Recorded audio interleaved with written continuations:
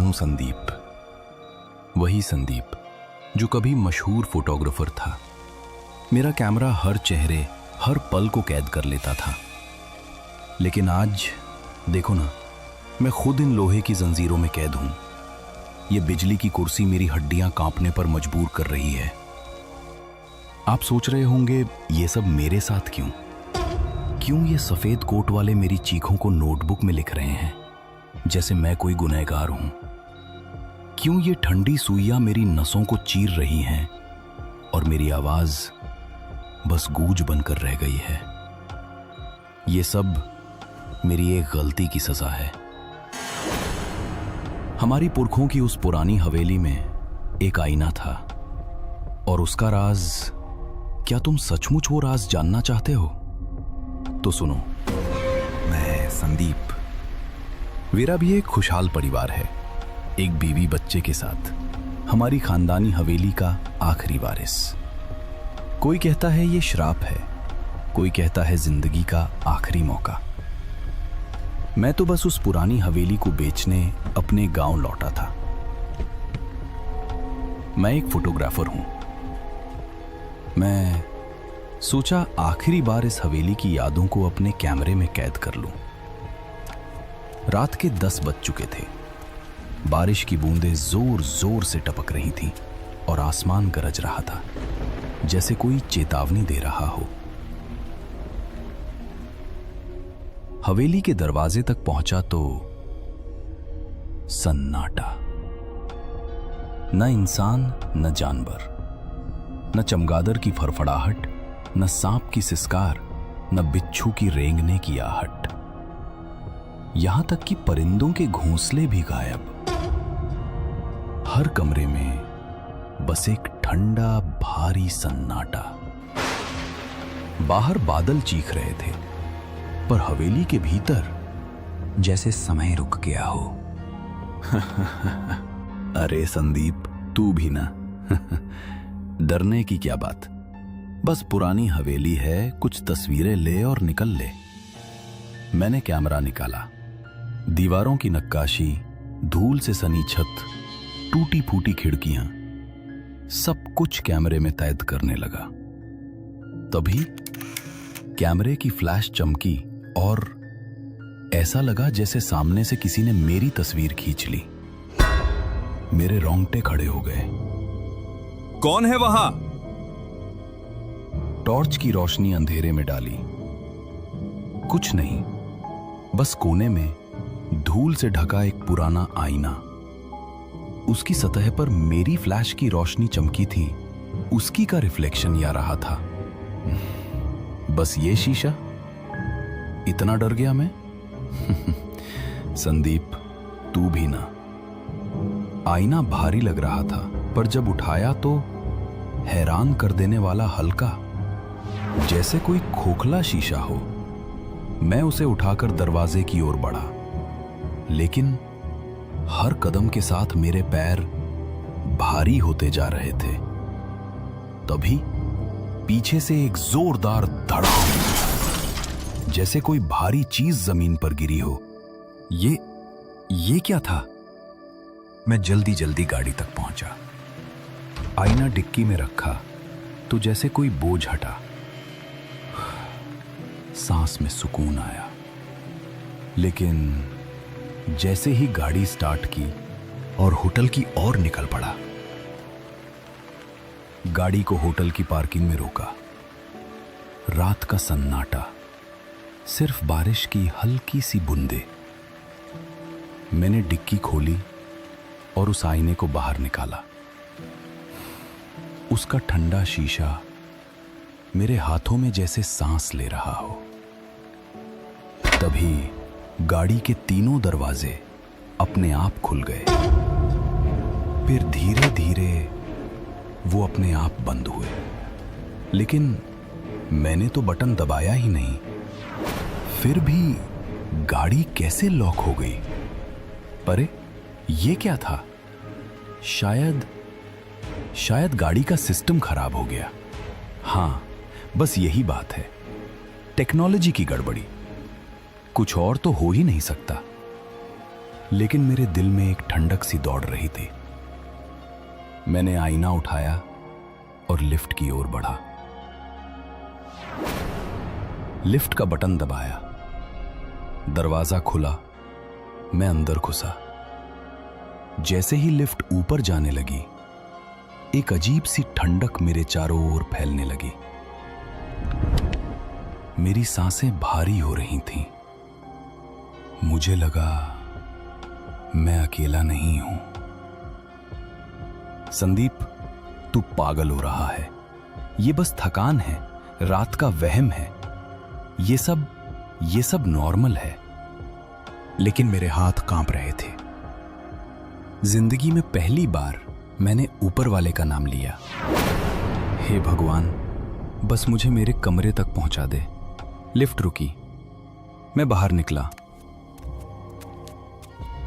पर मेरे पीछे एक हल्की सी आहट, जैसे कोई मेरे साथ साथ चल रहा हो। मैंने पीछे मुड़कर नहीं देखा। ये मेरा इलाका है। जो भी हो तुम, चले जाओ, वरना दिक्कत होगी। मैंने दरवाजा खोला और अंदर कदम रखा।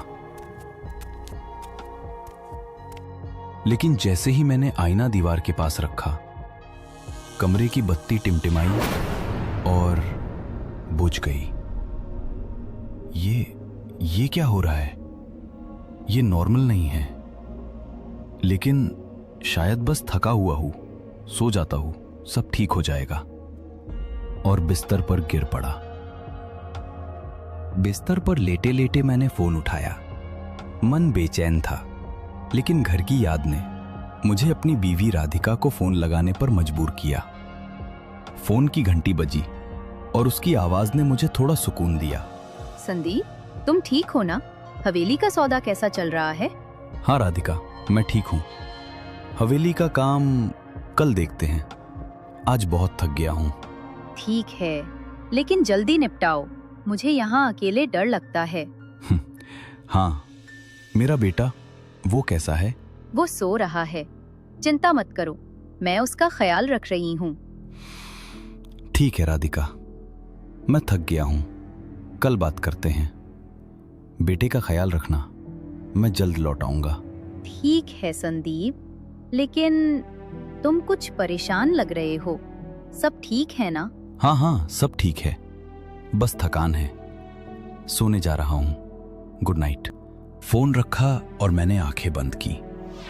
राधिका और बेटे की बात ने मन को थोड़ा हल्का किया, लेकिन कमरे का सन्नाटा, वो मुझे निगल रहा था। मुझे लग रहा था वो आईना, वो अभी भी मुझे देख रहा है।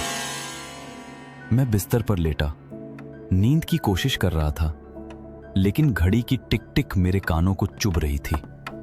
तभी किसी के चलने की आवाज आती है, जैसे कोई मेरे आसपास घूम रहा हो। मेरा दिल जोर जोर से धड़कने लगा। मैं अकेला नहीं हूं, कोई है यहां। मैं बिस्तर से उठा और उस आईने की ओर गया। जमीन पर 3 जोड़ी पैरों के निशान, जैसे वो आईने से निकलकर मेरे कमरे में आए हों। मेरी सांस अटक गई। ये क्या है? ये निशान, ये तो असंभव है। मैंने जल्दी से होटल के वॉचमैन को बुलाने नीचे भागा। भाई, जल्दी मेरे रूम में चलो, कुछ अजीब सा हो रहा है। क्या हुआ साहब? आप इतना क्यों डर रहे हैं? अकेले हो इसलिए कभी कभी ऐसा लगता है। नहीं, मैंने अपने घर में किसी के होने की आहट सुनी और जमीन पर पैरों के निशान देखे हैं। ठीक है साहब, चलिए देखते हैं। हम दोनों मेरे कमरे की ओर बढ़े। जैसे ही दरवाजा खोला, एक सड़ी गली बदबू ने हमें घेर लिया, जैसे कोई मरा हुआ चूहा कहीं सड़ रहा हो। मेरी नाक सिकुड़ गई और वॉचमैन का चेहरा भी बिगड़ गया। अरे साहब, ये क्या? कोई चूहा मर गया क्या? नहीं, ये बदबू, ये तो अभी अभी आ रही है। पहले तो कुछ नहीं था। तभी वॉचमैन की नजर उस आईने पर पड़ी। उसका चेहरा सफेद पड़ गया, जैसे उसने कोई भूत देख लिया हो। वो पीछे हट गया। उसकी आंखों में डर साफ दिख रहा था। साहब, ये क्या भला घर ले आए हैं आप? क्या हुआ? तुम्हें इस आईने के बारे में कुछ पता है? ये कोई साधारण आईना नहीं है साहब। ये उस पुरानी हवेली का है, पास वाली। वो हवेली जहां कोई नहीं जाता। कहते हैं ये शापित है। उस हवेली में जो परिवार रहता था, उनकी आत्माएं, वो सब इस आईने में कैद हैं। क्या बकवास कर रहे हो? वो हवेली मेरी है, मेरे पुरखों की। मैं तो बस उसे बेचने आया हूं। मुझे तो कुछ पता ही नहीं। मेरी माँ ने तलाक के बाद मुझे पाला और जब सब मर गए, ये संपत्ति मेरे नाम हो गई। साहब, आप नहीं जानते, वो हवेली कोई साधारण जगह नहीं। आपके पुरखों का राज उस आईने में छिपा है। कहते हैं उस परिवार ने कुछ ऐसा किया था, कुछ इतना भयानक कि उनकी आत्माएं इस दुनिया में नहीं रुकी। वो उस आईने में बंद गईं। ये आईना बस एक शीशा नहीं, बल्कि एक अंधेरी दुनिया का द्वार है। ये सब बकवास है। कोई आत्माएं, कोई द्वार। मैंने तो बस एक पुराना आईना उठाया था। आपने गलती कर दी। उस हवेली का हर सामान शापित है, और ये आईना, ये तो उन आत्माओं का घर है। जो भी इसे छूता है, वो उनकी नजर में आ जाता है। साहब, क्या आपने इसमें कुछ देखा? कोई परछाई, कोई आहट सुनी? मैंने कुछ पैरों के निशान देखे, लेकिन ये तो बस मेरी थकान होगी ना। नहीं साहब, वो थकान नहीं, वो उनकी चेतावनी है। वो आत्माएं, वो अब आपके पीछे हैं, और ये आईना, ये अब आपको कभी नहीं छोड़ेगा। वॉचमैन की बातें मेरे कानों में गूंज रही थीं। उसकी आंखों में डर, उसकी आवाज में एक अजीब सा कंपन। तभी अचानक वो चीखने लगा, एक ऐसी चीख जैसे दर्जनों आत्माएं एक साथ चिल्ला रही हों। उसका शरीर तड़पने लगा, जैसे उसकी हड्डियां अंदर से टूट रही हों, जैसे कोई अदृश्य ताकत उसे नोच रही हो। मैं स्तब्ध खड़ा था, मेरे रोंगटे खड़े हो गए। ये क्या हो रहा है? तभी कमरे में किसी की चलने की आवाजें गूंजने लगी, जैसे कोई मेरे चारों ओर घूम रहा हो। मैंने डरते हुए चिल्लाया, कौन है वहां? मेरी नजर उस आईने पर पड़ी और उसमें एक परछाई, एक डरावनी धुंधली परछाई जो धीरे धीरे साफ हो रही थी। मैंने गौर से देखा और मेरे पैरों तले जमीन खिसक गई। वो परछाई मेरे पिताजी की थी। वही चेहरा, वही आंखें जो मैंने बचपन में आखिरी बार देखी थी, जब मां मुझे उनसे दूर ले गई थी। लेकिन वो चेहरा, वो इंसान का नहीं था। उसकी आंखें खाली थी, जैसे कोई खोखली आत्मा मुझे घूर रही हो। मैं चीखा, एक अजीब चीख। मेरी आंखों से खून टपकने लगा। मेरा शरीर कांपने लगा, जैसे कोई मेरे अंदर से मेरी आत्मा को खींच रहा हो। मैंने उस आईने की ओर देखा और वहां मैंने खुद को देखा, मेरा चेहरा, मेरा शरीर, पर वो आंखें, वो खाली थी। मेरी आत्मा जैसे उस आईने में कैद हो गई थी। मेरा शरीर बेजान पत्थर की तरह खड़ा था, बस मुझे घूर रहा था। वक्त जैसे थम गया था।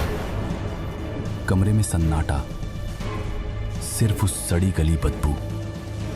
वॉचमैन का शरीर जमीन पर पड़ा था। उसकी आंखें खुली, लेकिन उनमें जान नहीं। वो मर चुका था किसी रहस्यमयी तरीके से, और मैं अब संदीप नहीं था। मेरा शरीर बाहर था, पर मेरी आत्मा वो उस शापित आईने में फंस चुकी थी। तभी पुलिस की आवाजें गूंजने लगीं। दरवाजा तोड़कर वो अंदर आए। वॉचमैन की मौत का इल्जाम मुझ पर लगा। मेरे बेजान शरीर को उन्होंने हथकड़ियां पहनाई और खींच कर ले गए। लेकिन वो नहीं जानते थे, असली संदीप अब उस आईने में कैद था। और वो आईना, वो अब भी मेरे रूम में खड़ा था। अचानक बिजली का झटका लगता है। संदीप का बदन सिहर जाता है। वो हंसता है, एक पागल डरावनी हंसी। लेकिन ये तो बस शुरुआत थी। अब सुनो, वो राज जो मेरे परिवार का श्राप है।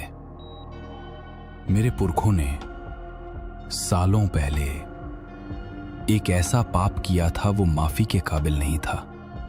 उन्होंने एक तांत्रिक की मदद से आईने से आत्माओं को बुलाकर अपना काम करवाते थे। उनकी आत्मा को बांधने की कोशिश की, लेकिन वो तांत्रिक ने श्राप दिया। तुम्हारा खून हमेशा इस आईने में कैद रहेगा। जो परिवार का होगा वो आईने में फंस जाएगा, और जो बाहरी होगा वो बस एक नजर में मर जाएगा। वही श्राप। मेरे दादा, नाना सब उसी आईने में कैद हैं। 3 परछाइयां, वो मेरे परिवार की आत्माएं थीं। वॉचमैन, वो बाहरी था इसलिए मर गया, लेकिन मैं परिवार का हूं इसलिए कैद हो गया। वो आईना अभी भी उसी हवेली में है। वो इंतजार करेगा अगले वारिस का।